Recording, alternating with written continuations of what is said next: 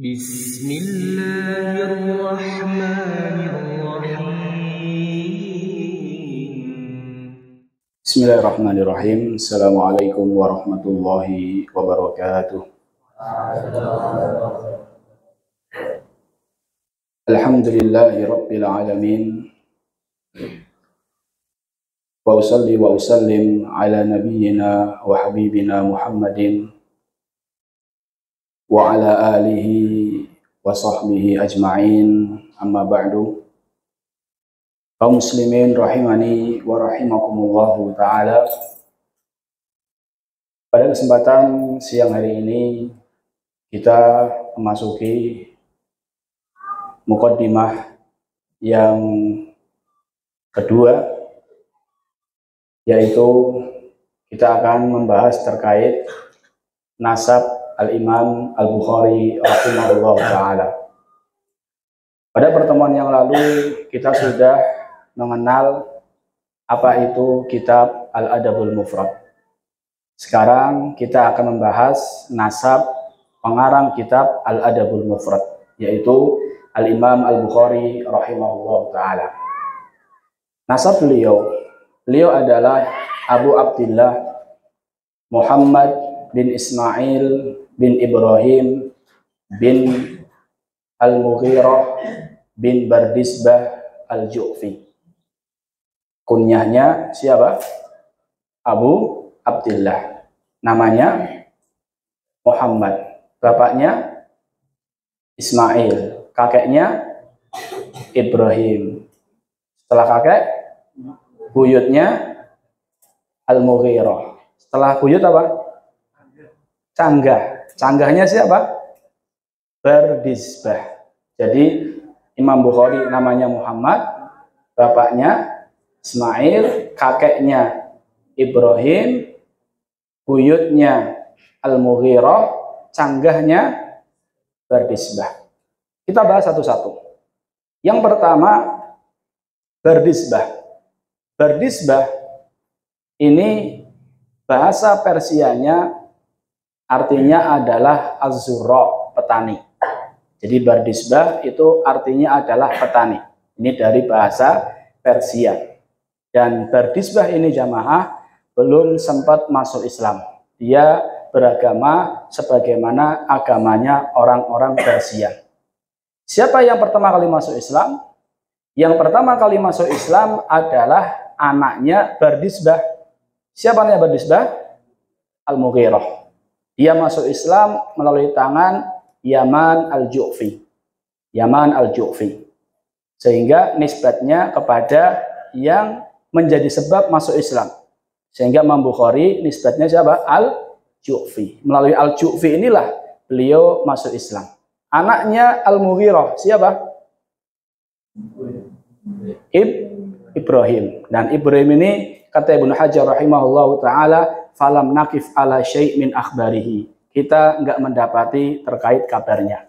Anaknya Ibrahim Ismail. Nah, Ismail ini Al-Imam Al-Bukhari rahimahullahu ta'ala menyebutkan dalam At-Tarikhul Kabir. Beliau mensifati bapaknya Ismail ibn Ibrahim ibn Mughirah, Sami Amin Malik wa Hamad ibn Zaid. Jadi ternyata bapaknya Nabi. Bapaknya siapa? Bapaknya Ibrahim ini juga seorang ulama. Sesuai dengan mazhab Maliki. Dia belajar dari Imam Malik dan juga dari Hamad ibn Zaid. Ini bapaknya. Dan bapaknya ini jamaah adalah bapak yang soleh. Bapak yang sangat warok. Sehingga tidak heran lahir ulama yang sangat agung, yaitu Al-Imam Al-Bukhari rahimahullah ta'ala. Bapaknya disebutkan oleh di sini Ahmad ibn Hafaz, dia mengatakan, dakhaltu ala Abil Hasan, yakni Ismail, walidi Abi Abdillah. Saya datang menemui Abul Hasan, yaitu Ismail, bapaknya Bukhari. Inda mauti, ketika dia hendak meninggal dunia, faqala la a'lamu min mali dirhaman min haram wala dirhaman min syubhah.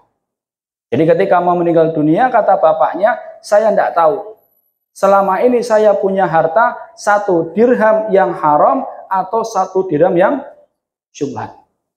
Jadi bapaknya ini nggak tahu, nggak menyadari, nggak sadar atau nggak sengaja. Ya bapak ini nggak tahu kalau seandainya selama ini dia pernah mencari harta 1 dirham apa? Haram. Jangan haram, yang syubhat aja enggak. Jadi bapaknya begitu hati-hati masalah harta. Bapaknya begitu hati-hati masalah mata pencarian. Sehingga semua hartanya dipastikan oleh bapaknya adalah harta yang halal. Ini bapaknya, sangat warok. Ibunya termasuk ibu yang doanya mustajab. Bapaknya ulama, warok, ahli ibadah. Ibunya juga ahli ibadah, doanya mustajab. Disebutkan bahwasannya dahulu Al-Imam Al-Bukhari rahimahullahu ta'ala itu tatkala masih kecil faqada basaruhu, penglihatannya buta, wa huwa tiflun, belum masih kecil, wa ajizal atibba'an ilajihi, para dokter angkat tangan nggak bisa mengobati Al-Imam Al-Bukhari rahimahullahu ta'ala. Kemudian ibunya, dia berdoa kepada Allah ta'ala, sering kali berdoa kepada Allah ta'ala, hatta ra'at al-khalila Ibrahim fil manam, sampai-sampai tatkala dia tidur, dia mendapati Nabi Ibrahim di dalam tidurnya dan mengatakan, ya hadhihi qad raddallahu ala baniki basarahu, wahai ibu, sesungguhnya Allah Ta'ala telah mengembalikan untuk putramu penglihatannya. Kenapa? Bikathrati du'aiki, karena kamu sering berdoa. Jadi bapaknya ulama, ahli ibadah dan sangat apa?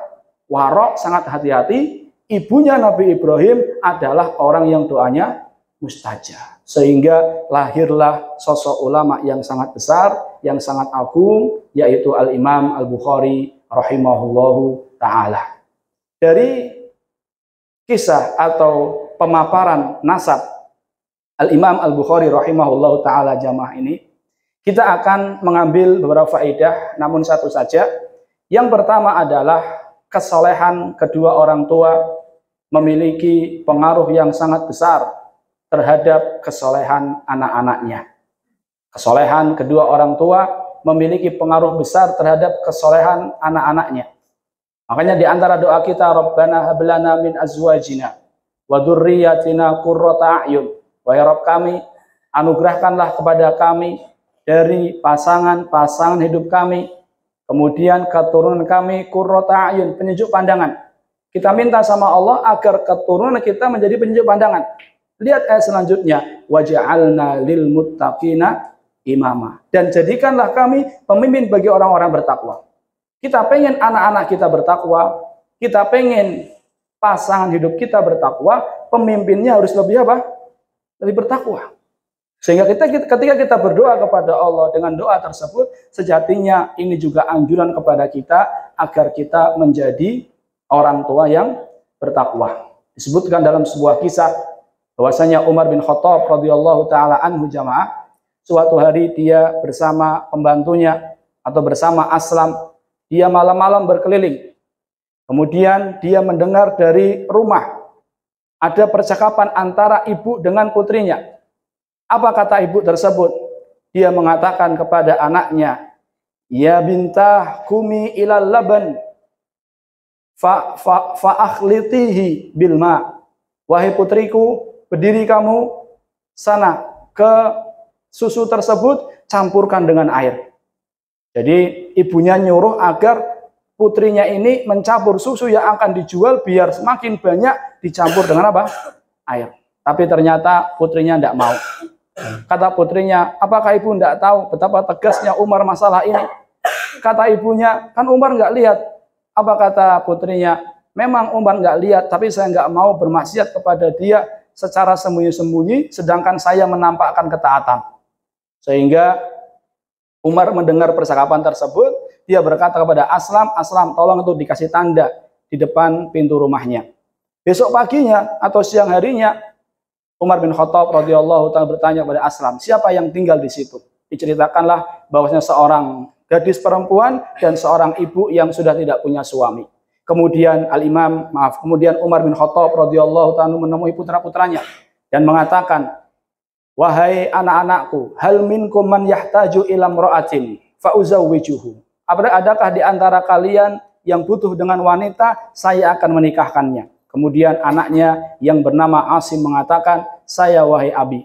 Jadi anaknya Umar yaitu Asim, dialah yang berminat untuk nikah. Sehingga Asim ini, anaknya Umar bin Khattab, dinikahkan dengan putri tadi. Putri yang disuruh curang sama ibunya, tapi apa? Tidak mau. Nah, hasil pernikahan dari siapa? Asim dengan siapa? Dengan putri tadi. Fawaladat lahu bintan tazawwajaha Abdul Aziz ibn Marwan. Dari pernikahan Asim dan putri yang soleh ini, lahirlah seorang wanita yang dinikahi sama Abdul Aziz bin Marwan. Lahirlah seorang wanita yang dinikahi oleh Abdul Aziz ibn Marwan. Pernikahan wanita ini dengan Abdul Aziz bin Marwan, lahir siapa? Umar bin Abdul Aziz, seorang khalifah yang sudah kita kenal bersama. Lihat, Khalifah Umar bin Abdul Aziz berasal dari ibu yang bertakwa, berasal dari bapak yang bertakwa. Ini semua menunjukkan bahwasannya orang tua itu peran ketakwaannya sangat besar terhadap kesolehan putra-putri. Wallahu ta'ala alam bisawab. Terima kasih, barangkali hanya ini yang bisa saya sampaikan. Terima kasih atas perhatiannya. Subhanakallahumma bihamdika asyhadu an la ilaha illa anta astaghfiruka wa atubu ilaik. Assalamualaikum warahmatullahi wabarakatuh.